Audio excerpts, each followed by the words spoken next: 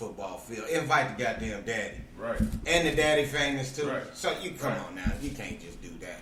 You can't do shit. And there's like a that. difference between a step parent and a boyfriend or a girlfriend. It's a difference. There you go. Now, see, that's another topic. We're going to get into that, too. You know, boyfriends being able to discipline or the girlfriend being able to discipline a kid when you co-parenting. See, it's so much that go with co-parenting. Like, you got to be careful when you say, yeah, I'm finna divorce him and find me another nigga and do this. You got to be careful. Y'all motherfuckers done sacrificed 16, 15 years together, and now one or the other has to accept that, damn, this nigga over there with my dog. Right. And like you say, he over there he porking my wife. And ain't your wife no more. There's somebody else over there. Them niggas is in the house, somebody did. But the thing is, still mine. It's a no-no for the boyfriend and the girlfriend to discipline them kids. In my eyes. Everybody don't think like me. But when I say a step parent is a step parent that's there for the long run. A boyfriend or girlfriend ain't there for the long run. They just there for what they can get right now. You understand what I'm talking about? So understand the difference between a step parent and a boyfriend and a girlfriend. Okay, I get you on that one. I gotta agree with you on that one, cause that's listen, cause a boyfriend, he there for them Lunchables, them high C juices, you know what I mean? And a quick shot, he out the door on the money that we providing for our kid to eat. Real shit. You know, step parent, cool. He working. He gonna put some stuff back in the refrigerator. Ain't no problem. And if we all on the same accord, my kid acting up over there, discipline him. But you want to be that step parent, not that boyfriend or that girlfriend. Well, what about these baby mamas though? Like living with some boyfriend that then took your son to the boyfriend house. Oh, it ain't about me because my lifestyle is pretty much set. we just asking these questions so we can get on the line. You know what I'm talking about? Do I look like a player nigga like me? A big nigga like me is having problems in that area? Nah, man. I'm big house somewhere, man. You know what I mean? I can't disclose the address, but you know, hey. That's crazy. But hey, listen, we gonna get back to that question. I'm gonna bring my other guest in right now before we get to this other song. That way y'all know this shit is really serious today. I got my nigga Floyd, Shot-Town Finest in the building, man. What's happening? Tell me what it is, bro. Where my damn coffee at? Man, get your coffee, man. He don't need to drink coffee, but he say he gonna drink it with me today. Yeah, just to fuck with you. You know what he gonna fuck with me. And yeah, mobsters drink this too, man. We don't all drink hot coffee. Got my other co-host in the building too. Pay attention. It ain't really coffee. It's hot. What's happening, man? L's up.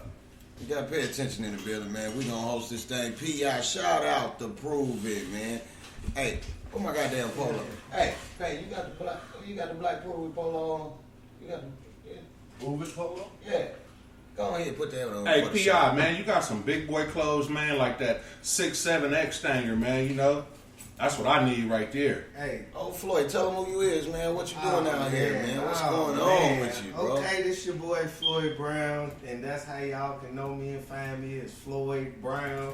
I am the host with the most. Mr. Hosting is an art form down here in AZ. You know, representing Chi-Town, man. I've been down here about a year and a half. Not even a year and a half, about a year. And I got down here last July. And really been making a splash with Us Entertainment, Team 100 Marketing, which is my marketing and promotional company. We started out with This Is Us showcasing. I think I made a lot of people mad when I first got down here talking about this no pay for play shit. Oh yeah, you did. You touched a lot of stuff. That's how I found out who you was. I started seeing that shit tag, and I'm like, what the fuck is it? Yeah. Until I learned what it was, though. Yeah, you know exactly. I mean? And let me explain that. It's a lot of services out here that you can get into for marketing and promotion of your music for free. That'll do you a lot of benefit. For free. For one. So like I'm on your show right now. It didn't cost me $1 to get on your show. Nah. But your show is doing hella numbers. Your show is doing well, better than a lot of people that's been doing it for a long time, and you randomly did some shit. Your show is doing numbers. That is beneficial to an artist or an entertainer in this area. Because the people in this area, You been here for how long, bro? Shit, about 10 And plus. they respect you and they pay attention to you. They paying attention to the people you bring on your show. They paying attention to the results that come out of the stuff that happen on your show, to the suggestions and the advice that come on your show. That's powerful to a local artist or entertainer to get recognition. That's a free service right now. And that's where you came up. That's the information you have to get to these guys when you did to us. This is us, absolutely. I see a lot of people that charge these artists to be on shows, to be at venues, and Since you brought that up, you got to take a shot of the coffee because that is one of our biggest issues right there. People being charged to play. But can I lean in on this a little bit? Please do. When you said he touched a lot of souls, right? Yeah. A preacher got to touch a lot of souls to grow his congregation. So sometimes you got to touch them souls. That's what's happening. Hey, that was some real life right there. And you know what? And that came from the alphabet letter P. Okay. That's the letter for the day. That's what's happening. The letter for the day. Okay, we're going to use that. Did that. Capital P. Did So that. how you feel about the artists being, like, because I've been in other cities that you know how it is in Chicago. You really don't see that paying to pay for perform play. on a show that ain't major, like a major prolific artist that's platinum or something like that. You know what I mean? Other than that, you damn near basically charged to get in, and it's more or less friends or favoritism or hood. So this is my observation of how it works down here. You got a lot of mediocre talent down here that I don't think is in it for the long haul and career-wise. They just do it for therapy and for their 15 minutes or 20 minutes of fame. That nigga said for therapy. So y'all artists, let me find out y'all out here doing this music. Hey, Music for therapy. check this out. Check Crazy this out. And motherfuckers. the reason why I can say that, I used to rap my ass off. I think I'm better than 95% of the motherfuckers that's in the game right now. Oh shit. But I learned my lane. I learned how to monetize my situation. I learned how to actually maximize my situation for everybody else other than myself. So Say that again. So for the Maximize. artists that's on here right now and the people that's watching, explain to them what monetize means. So when you monetize your situation, you take your situation from being a hobby to a profession because you start generating revenue from your hobby and it turns into a profession. And that's something that you really passion into because you love it and you're making a couple dollars from it.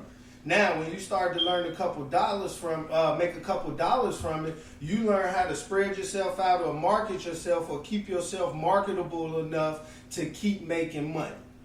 That's what it means to monetize your situation, to go from not making money to making money on your situation.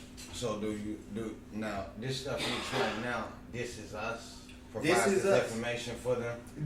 That was my first attempt down here to get Arizona on board because I seen what it do. I invited artists to come out. No pay for play. All you had to do was put a flyer on your Facebook or on your social media that you be out. For anybody that come out and mention your name, I pay you off whatever they paid to get in. I don't charge you. Won't charge you. Now, if you're a headliner artist, we pay you a flat fee. A flat fee, whatever that flat fee is. Any event that I done did, from the DJ to the sound man to whoever was working in the kitchen, I done made sure they didn't got paid up front. That way I ain't got no problems regardless of how my event turned out. I wasn't doing events to take them, to make them real big. I was doing them to make them have an impact. So the shows that's making them pay, this is a question for you too as well. The shows that's making them pay, I have nothing against them. Shout out to them. I don't got nothing against they got them. their thing. But That's the their ones lane. the ones that's making it pay, does it help the artist in any way? It can. The artist has to use it to their benefit. Right. The artist has to do that. And if y'all was artists, how would y'all use it for y'all benefit? So if I paid $300 to $500 to get on the show, I got to figure out how exactly to get my $300 to $500 back. I'm not thinking about selling tickets. I don't believe an artist should have to sell tickets. You should be able to just give those fucking tickets away. So that's one way you can look at it as a benefit to you. You spend $300 to $500, you get these tickets. Now this is promotional budget, but you got to have this promotional budget set aside on a regular basis, because you just can't promote once and then think it's gonna spread. Don't happen that way. Especially on some of the shows that be coming down here. Some of these artists only hot in certain regions or was only hot during a certain era.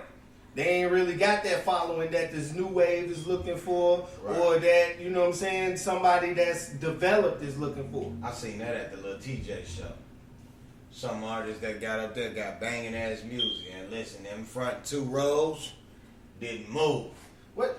Them niggas just look, and it was banging ass music, like you couldn't deny it was hot ass music. But the difference is the stage presence. If you approach these, and that's another thing that fuck these artists down here. They go on stage and they just rap this whole fucking album. Don't nobody want to hear your whole fucking album. I want to hear your whole album. I go buy it. Have a show. Some of these artists suck on stage. Right. Yeah. And they stage presence and they lack of a show. It ain't even the stage, it's the lack of a show. You didn't give this venue or these people enough, something entertaining enough to want to go see you perform over here. Now, as an artist, how would you benefit off of one of them shows? Man, we done benefited off of them shows, man. Back in the Hustle Family days, we get a paid show, something like that, man. We get them tickets and give them away, but we wasn't just coming out, you know what I mean, just as artists, man. We was coming out. You know how we used to do it, 100 Bloods, 100 Crips, man. We used to come out full, 4, 5 cars deep, you know what I mean? And paid shows, and everybody got shirts on, everybody doing their thing, you know what I mean? So that's what the artists need to understand. If they do a paid show and got to pay for some tickets, come out and be ready to get you some new fans and put on a show. Because if you don't do that, you're going to be looking sad at the end of some of this Have somebody going around collecting Instagrams, taking pictures, Snapchat, all kinds of stuff. Yeah. Y'all like and share this to artists that y'all know. If y'all a DJ, please share this video because it's very you said you should drink that. He touched on something that too. Is the biggest thing for an artist. And you was talking about this the other day. The necessity of radio.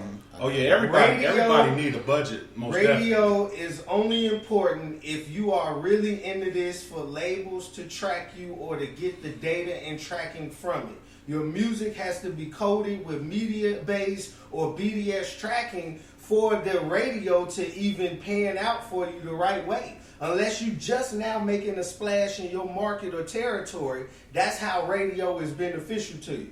But you don't have the budget, unless you have the budget to compete with these companies out here that's spending whatever they spending. Like that, I just seen, what's the nigga name that be doing the little, he rapping now, David Banner. He was just at a music conference, and one of the dudes was telling the secrets. Motherfuckers spend 300 and some thousand just to get rotation. Hey, on certain radio stations. It's airtime. That touch money, man. Airtime. So if you ain't gonna self-invest, then don't do this, man. So, and you said a key word, DJs, artists. You have to build a relationship with the DJs. Those are the... So you know, I take a break, and when they start commenting, I have to read the comments. Okay. Touching Souls. This is from Ken Samuels, Supernova DJs, G4, the What's Tone happening, DJ. Ken? Say Touching Souls, and they receive an offer is stupid. Need a budget. Everybody need a budget. He said no stage presence, a must, and can't breathe on the mic. LOL. Yeah, I seen that. A lot of niggas don't know how to hold their breath. They forget the lyrics. They don't have. They rapping on top of the lyrics. That's one of the biggest things. My opinion, you know, to the artists that know how to rap, they cool. You know what I'm saying? A lot of times they don't do it because they just being lazy by putting their words in the background and shit like that. But these other artists, I think some of these venues are training grounds. Yeah, absolutely. They should be practice grounds. He say question. Who going to teach these artists? Me personally, it's people like me. That's why you see me do the show. DJs, I think my opinion is me. Don't take it personal. Me, hosts, DJs, any promoter, because the promoter knows the game, should hold stuff like this, so that informative shit, so they can learn from it. Because not everybody want to be set down and pointed out. that they don't know. So if you can hold something like what we doing now, and they can just see Pete